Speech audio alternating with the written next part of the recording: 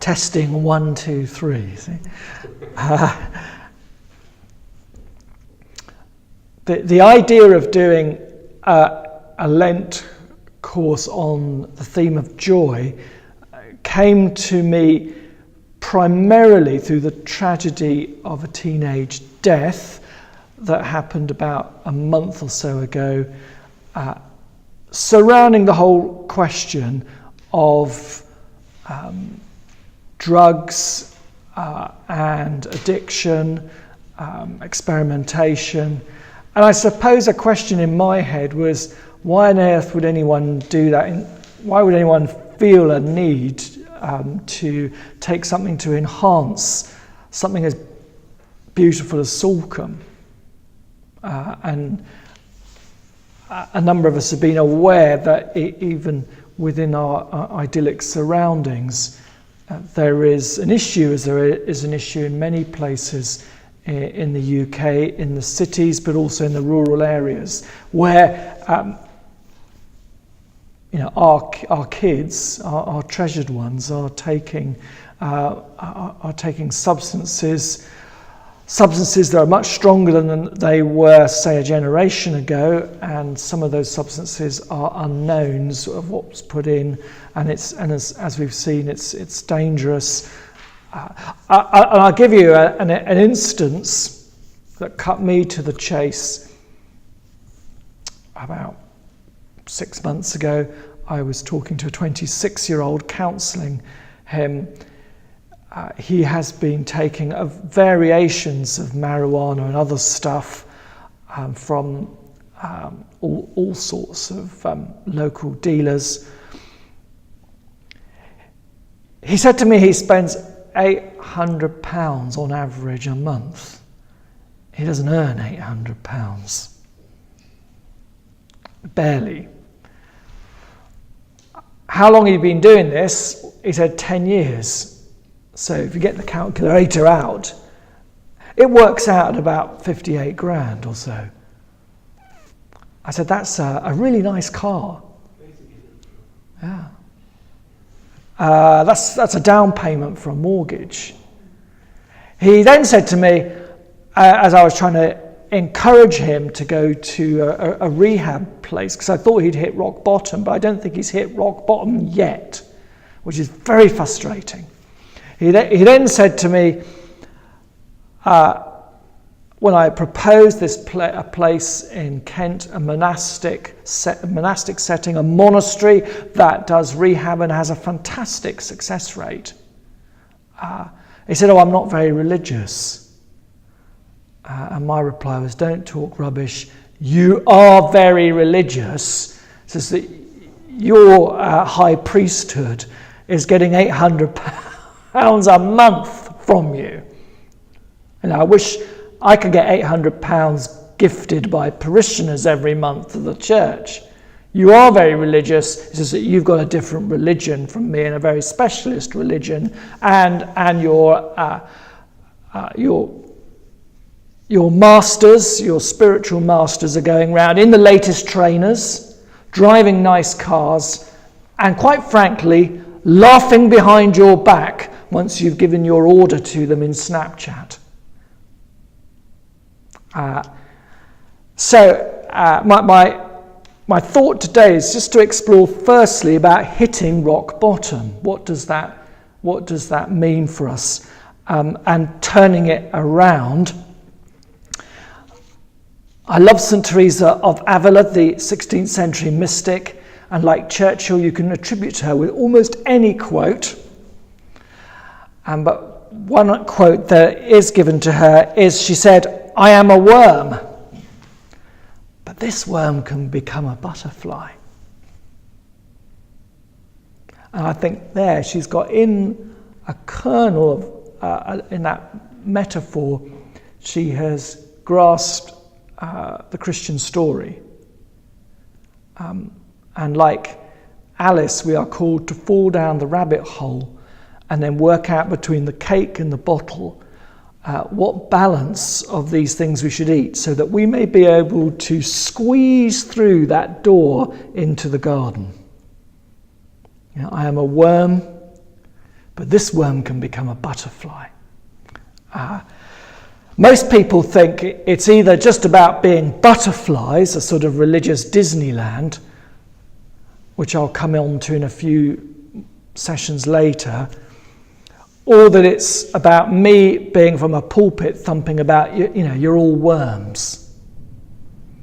It's like the minister who stood from the pulpit and said, everyone in this parish is damned. And there's a gentleman at the back chuckling away. He said, everyone in this parish is damned.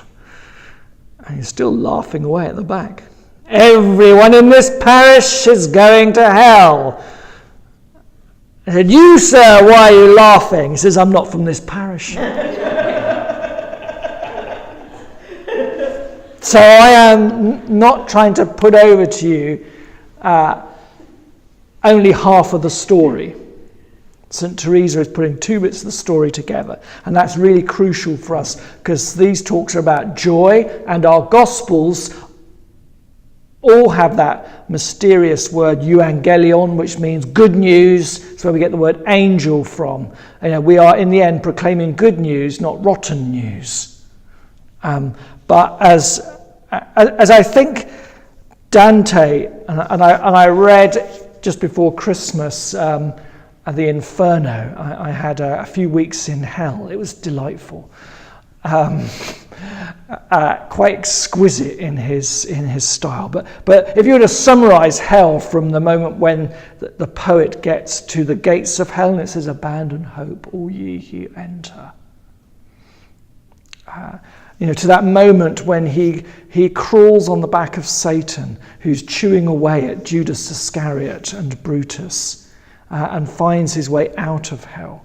What we can learn from those thousands of verses is that the only way up is down.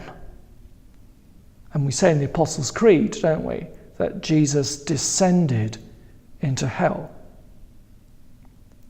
into the underworld, into the very depths. And so that one of the primary bits of the Christian story is this idea of turning it around, or repentance, or conversion, or confession, whatever words you want to put. It's about that going down so that you can come up, hitting rock bottom and realizing everything has become unmanageable and I need to do something about this. And some of the greatest stories of scoundrels turning into saints come from that. And I'll mention some of those in a minute. The word for turning it around, which is one of Jesus's first words, I think in the Gospel according to Matthew, but I might be wrong, where he says, repent, the kingdom of heaven is at hand. It's almost a nautical word, metanoia. If you're on a Lake Galilee, and you're on a sailing ship and you see someone's about to collide with another boat, you might say, metanoia! Turn it around. And maybe that was a familiar word for people like Simon Peter. So I think increasingly we're becoming aware that our modern life, with all its mod cons and its freedoms, its pleasures, has a problem. And there's some evidence to show. I was watching a YouTube yesterday by the Canadian psychologist Jordan Peterson, who says that there's empirical data to show that certain cultures and countries where there is not so much affluence seem to have higher indices of happiness. Now, what's that about, isn't it? Why are we all displaying signs of malaise and addiction and downheartedness when we've got 10 times the things that our forebears had? We're living twice the lives. and yet there's so much glumness around. What's that about? Russell Brande, who struggled with addiction and has written a fabulous book, though the language is ripe, but the power of it is fantastic. And he describes the 12-step program for Alcoholics Anonymous, the recovery program. He forwards it by saying, if you are an addict, then you are a higher form of mystic. Somewhere I've got the exact quote from him. I think it's in our group discussion of it later on. Oh yes, I'll give it to you here. Those of us who are born with clear-cut and blatant substance addiction, I'm trying not to do it in a Russell Brand voice here. We are in many ways the lucky ones. We alcoholics and junkies have minimized our mystery to tiny cycles of cravings and fulfillment. Our pattern is easier to observe, and therefore with commitment, easier to help to resolve. If your personal pattern happens to be an addiction equivalent of the long-form contrick, as opposed to the short grift, which I think is what he's saying the majority of the population are in the long-form contrict, it can take ages and ages to know what your problem really is.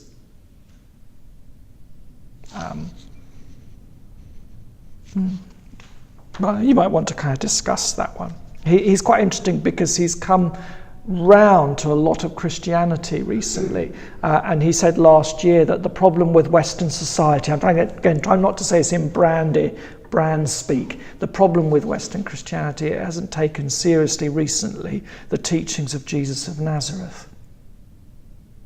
And that's why we're all becoming junkies or hooked on something.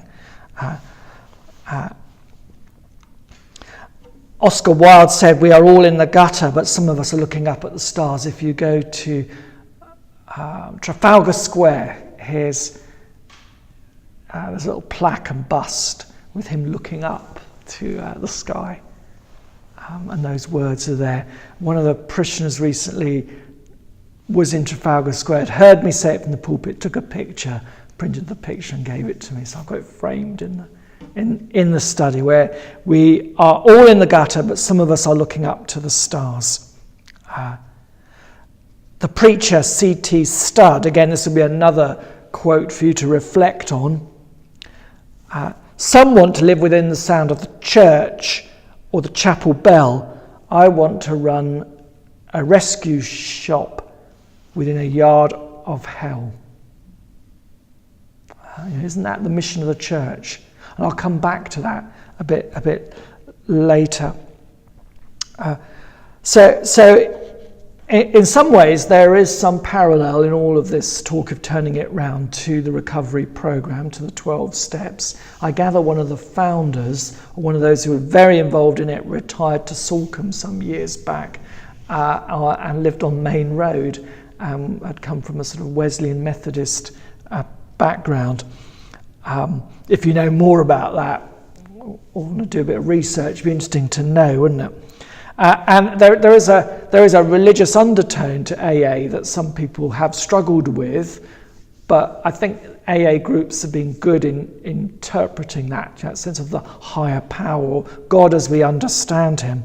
And coming to that rock bottom point of being able to say, my life has become unmanageable, and then coming to the next stop. It's all about subtleties, isn't it?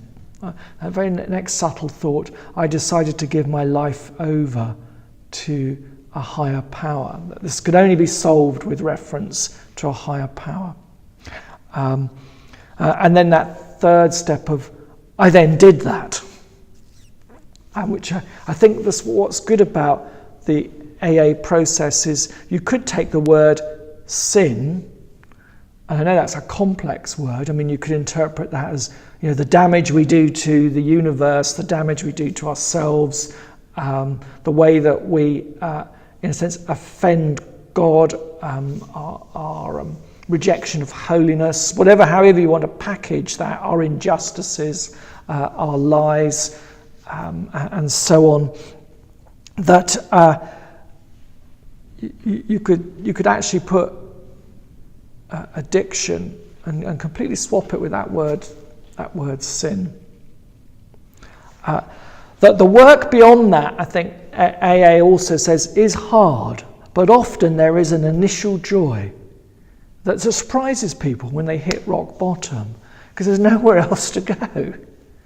And we are, as Oscar Wilde said, looking up then. And that's why I think Brande is right to say it's almost like a form of mysticism. We've kind of grounded ourselves in ourselves, and we've been stripped down. We're back to as Adam was in Eden. We are there's nothing on us. We are bare bones. And though personally I have no experience of addiction, I've had experience of those who've been in these groups and who've come for kind of further talking and unpacking of the experience. I've been deeply humbled by their straightforwardness. That they're often very clear about life. All the onion layers have been taken off, and from that can spring a real joy.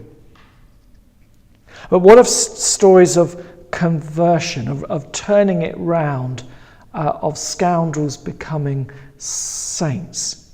I think within this country, the best that we have is John Newton. John Newton wrote the words for Amazing Grace, probably the most famous hymn there is.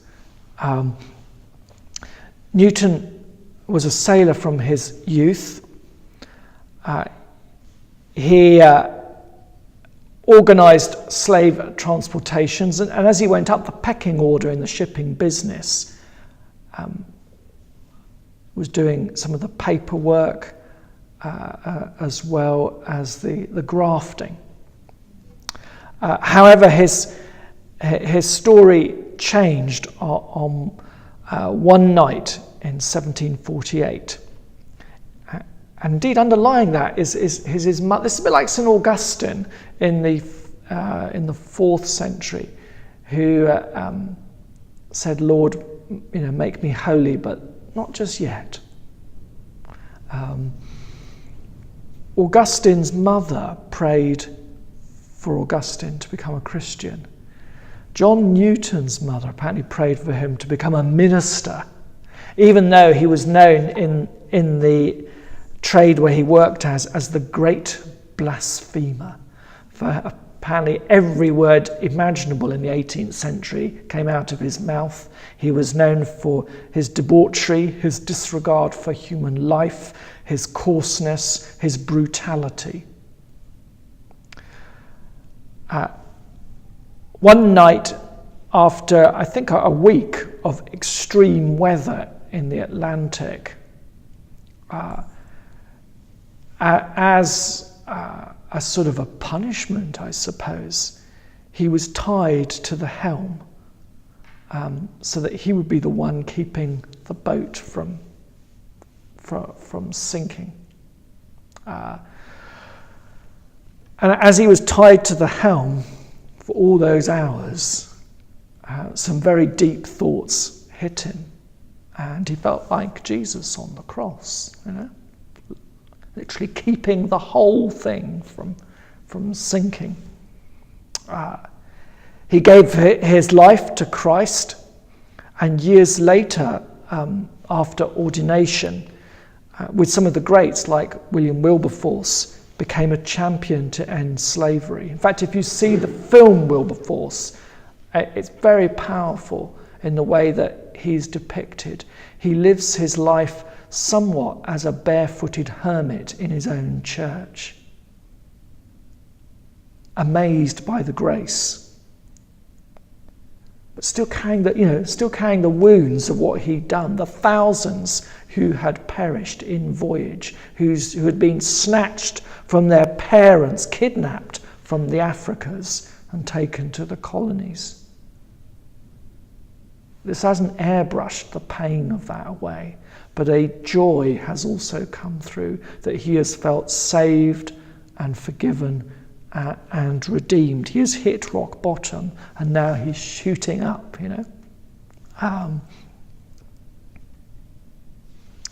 I want to sort of conclude this story, this talk, with a personal story, and then we'll have some tea and coffee and a group discussion and another talk. About 15 years ago, my wife and I were running a parish in Aberdeen in quite a hard estate. It's the estate from which Lewis Eden comes from, and he's now off training for ministry, and he was part of one of the St. Peter's crew. A few doors down from us there lived a gentleman called Collin. Collin was drunk most days and would go to get, whether it was the Buckfast tonic or the cheap cider, and he would occasionally stumble into church. He wasn't particularly disruptive, but God bless him, he was pathetic, incoherent.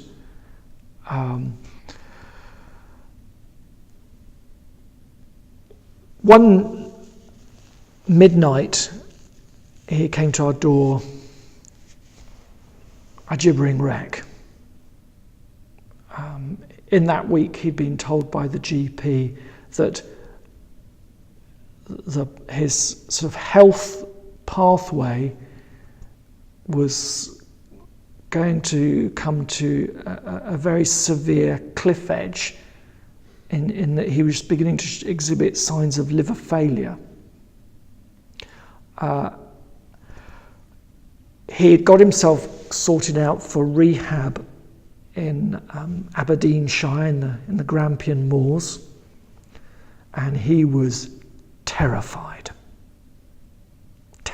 of what 40, 50 days of no drink would mean, terrified of the recovery program, terrified of the alternatives.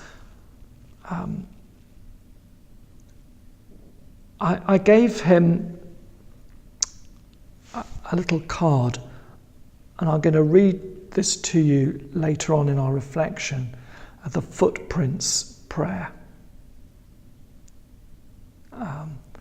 where the person who's died thinks that Jesus has not been with them, and in the poem realises that the reason there's only one set of footprints in the sand is because the carpenter of Nazareth has been carrying them all through the hard moments. I probably described it terribly, but I'll read it to you later on. After some prayer and reassurance, I walked Collin back to his house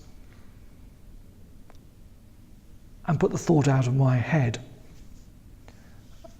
Collin returned to church about 2 months later. I didn't recognise him. I actually found out that day that he was the same age as me, which was at that time was, I think, 35. He looked 60. When he turned through the church, like one of these makeover programs, it's as if 20 years had fallen off him, and he looked closer to his real age. He was beaming, he wasn't drunk, he wasn't smelling. And it was a glorious sight to see. He beckoned me to his house. We went upstairs to his room, and there, right on over his bed, was this huge poster framed in this marvellous contemporary frame of the Footprints prayer. He says, that prayer's saved me. That's been my higher power. He contained a joy for those next few years that we were there that was indescribable. A lightness. There was still a lot of work to do in his life. There were relationships to be mended, people to be forgiven, children, if I remember rightly, to be reconciled with. But there was a right path, and there was a joy, and there was resurrection. I'm minded of the resurrection itself. Do you remember how initially people didn't recognise Jesus? And that's kind of very mysterious and quirky in the scriptures. But in Collin there was something similar. There was a parallel there. I literally didn't recognise him. He somehow had experienced the resurrection in his own life here and now.